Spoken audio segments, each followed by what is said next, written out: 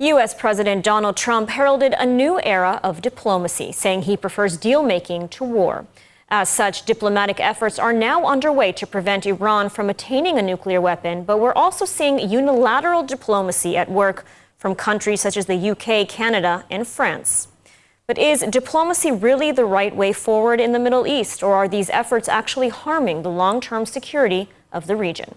Joining us now to discuss is Dr. Gerald Steinberg of NGO Monitor. Thank you for joining us. Thank you.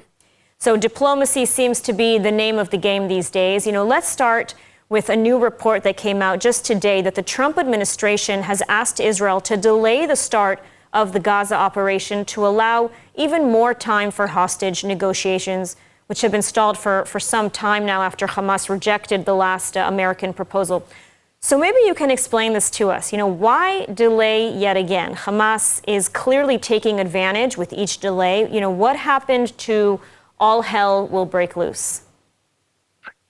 I don't trust many of these reports because they are usually leaked or provided by people who have an interest. They have skin in the game.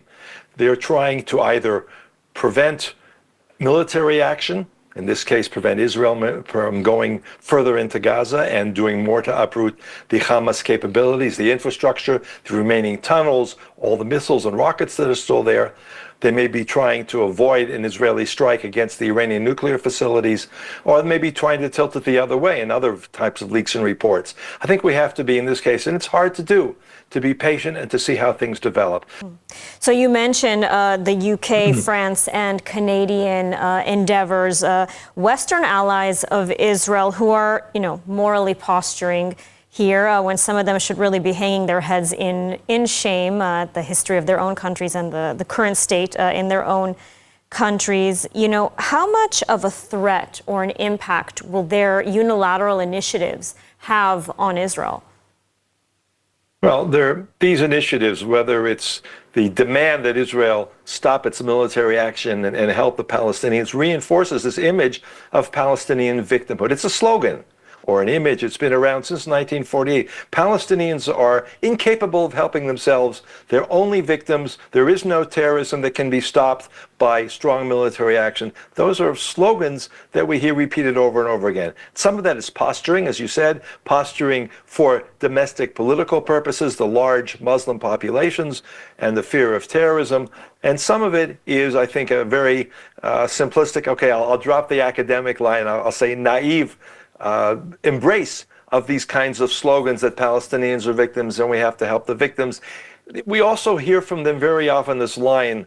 I hear it also from a small group of Israelis quite frequently. Israel can always take military action if Hamas takes power again, if there's another threat. That's exactly what they said in 1995 or 1993 during the Oslo framework. Israel will withdraw, and then Israel will be able to move and take military action. Again, in 2005, 10 years later, when Israel unilaterally withdrew from all of Gaza. And again, we heard this phrase, well, if the Hamas takes over, if Gaza becomes a major threat of terrorist action, then Israel can easily crush that with its overwhelming military power. That's all a myth, and it needs to be confronted. I don't think that the heads of government in France and the UK and also in France, the UK, and Canada are paying attention to the reality on the ground. They're repeating the same slogans over and over again. And so I don't think that Israel confronting them will make much of a difference. I think Israel has to decide, the Israeli government, not just the prime minister, but together, and lead the Israeli consensus into taking action that will serve Israeli security. And we'll have to deal with the diplomatic fallout as it happens. All right, Dr. Gerald Steinberg, thank you so much for your analysis today. Good. Happy to be with you.